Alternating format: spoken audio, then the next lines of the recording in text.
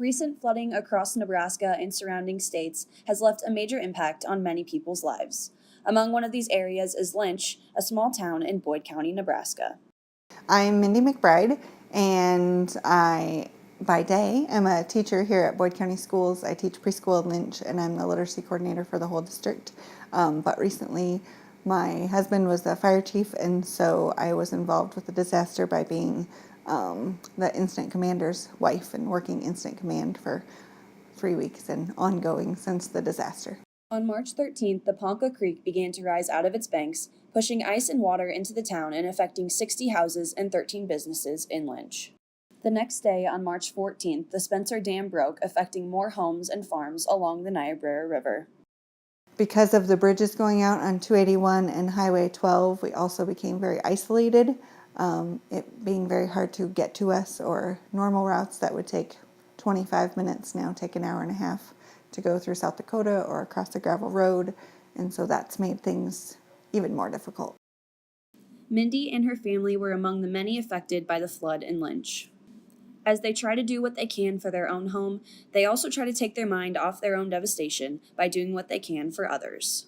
So the first night I cooked supper because I was so stir crazy after seeing water come up through the floor in my house that I just needed to be busy. And then the next morning the dam broke and things were crazy in here, so we were basically just trying to control the bleeding that day, and so everybody was just doing whatever they can. And then since that time, my role sort of evolved into working incident command in here with myself, my husband Jim, and another gal, Jane Nelson, worked in here pretty much full time.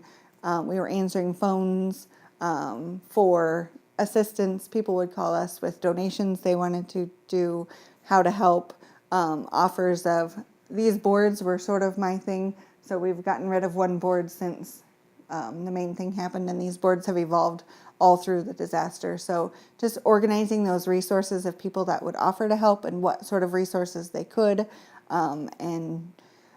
We had lots of meetings in here with our entire county and officials from across the county to try and organize how we were going to handle this disaster to help the most people that we could. My husband and I have been able to stay busy enough that we're in a little bit of denial. It's probably been hardest on the kids who just want to go home. A couple of nights I would leave the fire hall and I would go to our house and my daughter would be with me and she'd be like, "Mom," and I'd be like, "Oh." Like, that didn't make it any easier on her, but it's just habit that you drive to your house, and that's not where we're living, so it was tough.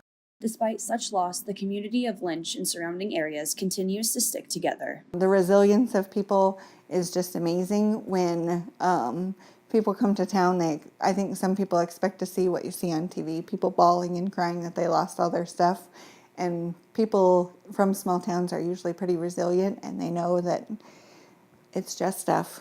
I've seen an amazing banding together. So in the early days, our hall started out completely empty, and by day 5, I would say, of our disaster, we had a stocked distribution center in the hall. We served 3 meals a day out of the meeting room in the hall for anyone in town. They were serving between 100 and 200 people a day out of a little tiny kitchen and a little tiny meeting room with maybe room for 15 people to sit down. And so the volunteers have just been amazing. It is pretty tough right now because of the things like sewer system and that sort of thing. So we have some really immediate things that need to be taken care of.